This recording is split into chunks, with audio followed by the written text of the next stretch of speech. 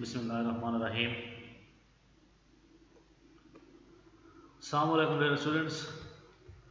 आज हमारा जो लेक्चर है उसकी आउटलाइन आपके सामने गिवन है। आज हमने जो इनऑर्गेनिक केमिस्ट्री से चैप्टर नंबर सेकंड जो है एस ब्लॉक एलिमेंट्स को स्टार्ट करना है। एस ब्लॉक के अंदर जो ग्रुप फर्स्ट है, ग्रुप सेकंड एलिमेंट्स हैं, उनकी डेफिनेशन, उनकी एग्जांपल, उनके अकरेंस के हवाले से डिस्कशन करनी है। तो उसको डिस्कस करते हैं one by one. S block elements, the metal of group first and second including hydrogen, helium are called S block elements. They are called the S block elements because S orbital are being filled in their outermost shell. इनको जो first group है और जो second group है इनको हम S block elements क्यों कहते हैं, उसकी रीज़न है इनका जो वैलेंस शेल होता है वो S ऑर्बिटल होता है और उसके अंदर इलेक्ट्रॉन्स होते हैं, उनका वैलेंस S ऑर्बिटल है। That's why these are called S block elements. जो ग्रुप फर्स्ट वाले एलिमेंट्स हैं उनको हम अल्कली मेटल्स कहते हैं और जो ग्रुप सेकंड वाले एलिमेंट्स हैं उनको हम कहते हैं अल्कलाइन अर्थ मेटल्स। जब हम क्वेश्चन आ जाता है why we use the term alkali metals and alkaline earth metals, तो अल्कली मेटल्स की रीजन क्या है, इनको हम अल्कली मेटल कहते हैं क्यों हैं। The name alkali came from Arabic which means the Ashes. दो अल्कली जो वर्ड है ये अराबिक से निकाला गया है जिसका मतलब है ऐश। The Arabs used this term for this metal because they found that the ashes of plant were composed chiefly of sodium and potassium. Arabs और ने जब डिस्कस किया प्लांट की एसिड्स को डिस्कस किया है, उसकी कंपोजिशन को स्टडी किया तो उसके अंदर मोस्टली सोडियम और पोटाशियम प्रेजेंट थे, जिसकी वजह से उन्होंने कहा कि ये जो ग्रुप फर्स्ट एलिमेंट्स इनके अंदर सोडियम और पोटाशियम प्रेजेंट है तो हम इस फर्स्ट ग्रुप को जो है अल्कली मेटल्स कह सकते हैं। Alkali metals including the lithium, sodium, potassium, rubidium, cesium and francium. These are very reactive metals producing strong alkaline solution with water.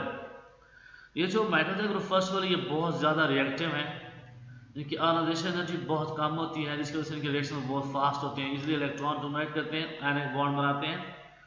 और अगर इसको वाटर के साथ अगर इनका रिएक्शन देखें तो वाटर के साथ जब ये रिएक्ट करते हैं तो वहाँ पे अल्कलाइन या बेसिस प्रोड्यूस करना स्टार्ट करते हैं। इस तरह ये हमारे पास Na है, H2O, तो ये NaOH बेस बनाना स्टार्ट करता है। तो दो रीज़न इसके हमारे पास आगे, एक तो जो प्लांट की ऐश होती है मोस्टली कंसिस्ट होती है सोडियम और पोटाशियम पे। सेकेंड रीज़न इसकी ये है कि ये जो वाटर के साथ किसी भी एलिमेंट का हम रिएक्शन करवाते हैं तो वो स्ट्रॉन्ग अल्कलीज प्रोड्यूस करते हैं। That's why these are called alkali metals. Alkaline earth metals, the elements of second group are called alkaline earth metals. They including beryllium, magnesium, calcium, strontium, barium and radium.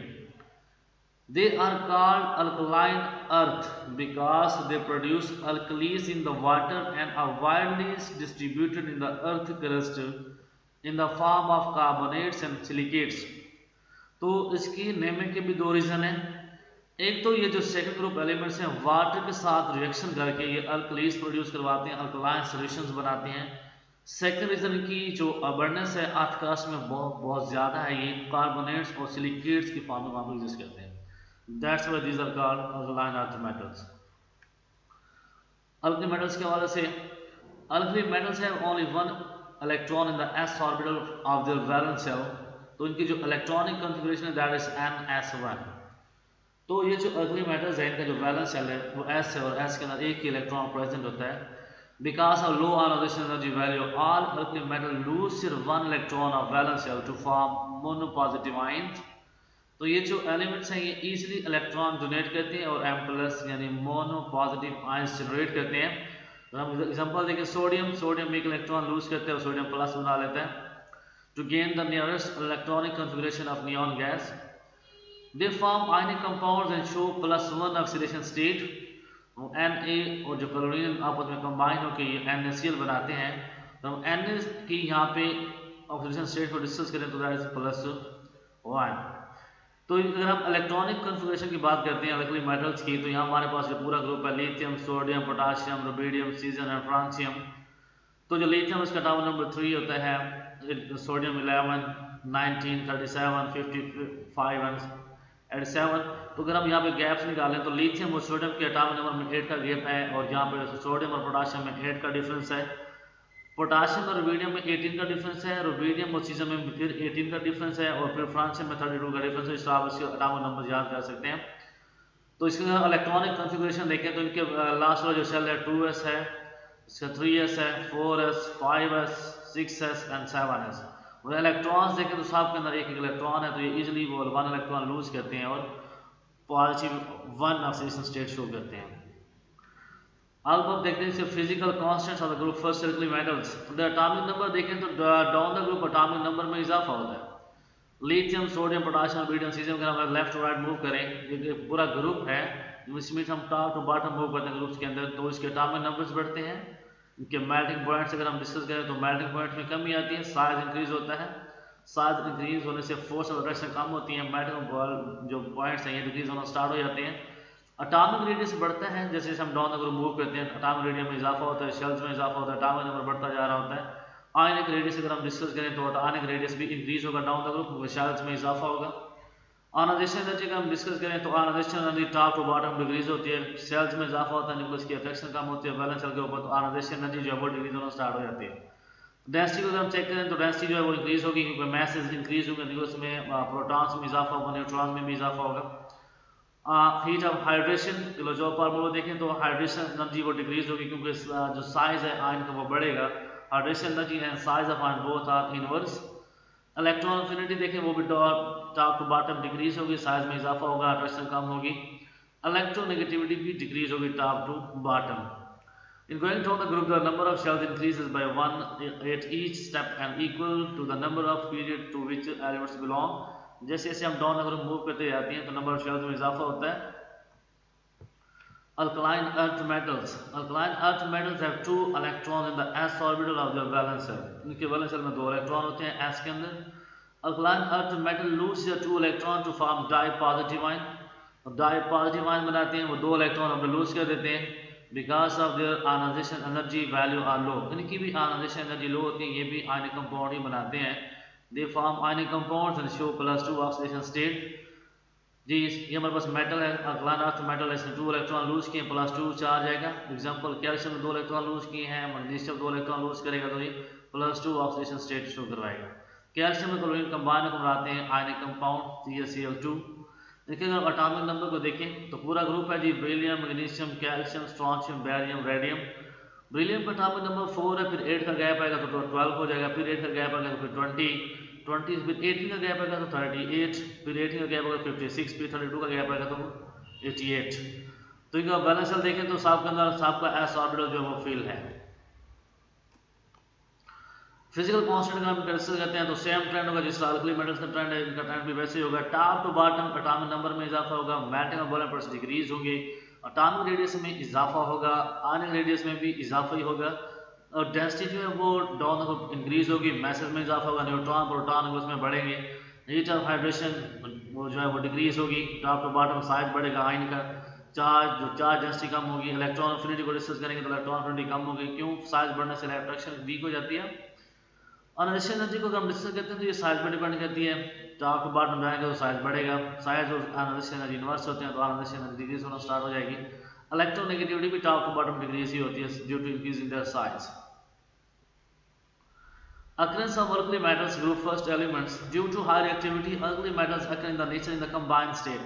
None of the alkali metal is found in the free in nature. कोई alkali metal कोई भी element free form में exist नहीं कर सकता, ये आपको हमेशा कंबाइंड फॉर्म में मिलेंगे due to their high reactivity.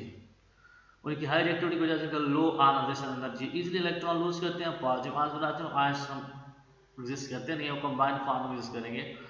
Sodium and potassium are abundant alkali metals and each constitute about 2.4% of our earth crust. Sodium और पोटाशियम बहुत ज़्यादा एग्जिस्ट करते हैं, इनके परसेंटेज अगर हम देखें अर्थ क्रस्ट के अंदर तो 2.4% जो है हर एलिमेंट की परसेंटेज होगी। Most of the earth crust is composed of insoluble aluminosilicates of alkali metals. तो जो alkali metals हैं aluminosilicates की फॉर्म में एग्जिस्ट करती हैं, मिनरल्स की फॉर्म में एग्जिस्ट करेंगे, सिलिकेट्स की फॉर्म में। Lithium deposits usually in the form of complex minerals are widely scattered over the earth, बहुत ज़्यादा एग्जिस्ट करते हैं। An important commercial source of lithium is the mineral spodumene, lithium aluminum silicate. Small amount of rubidium and cesium are also found in the potassium salt deposits, ये भी exist करते हैं। Francium has not been found in nature, francium जो naturally exist करता नहीं है। It can be prepared artificially in the laboratory and is very unstable. Artificially इसको हम प्रोड्यूस करवा सकते हैं और ये अनस्टेबल है. So that's why very little is known about this matter. अगर हम देखते हैं occurrence of alkaline earth metals, तो ये भी बहुत ज़्यादा रिएक्टिव होती हैं. alkaline earth metals do not occur in free state, ये भी फ्री फॉर्म एग्जिस्ट नहीं करती. The compound of these metals occur in widely in nature, ये भी कंबाइंड फॉर्म में ही मिलते हैं. तो मिनरल्स देखें कि ये इंपॉर्टेंट टेबल है, ये आप लोगों ने याद करना है. ये हमारे पास अल्कली मेटल्स हैं, उनके जो मिनरल्स हैं, ठीक है. जो लिथियम है उसका मिनरल स्पोडोमीन है, उसका फार्मूला गिवन है. जो सोडियम के जो मिनरल्स हैं वो भी गिवन है. रॉक सॉल्ट, ठीक है, नाइट्रॉन, ट्रोनोबोरेक्स, कैल साल्टपीटर के फार्मूला भी आप लोगों ने याद करने हैं. पोटाशियम के मिनरल्स भी गिवन है. कार्नोलाइट हो गया, साल्वाइट, एलोनाइट. Magnesium and calcium are very abundant in the earth crust. The outer portion of the earth was originally in the form of silicates and aluminosilicates of alkaline earth metals. Magnesium and calcium with sodium and potassium are present in the rocks as a cation. Magnesium और potassium जो हैं ये rocks में exist करते हैं cations के form में.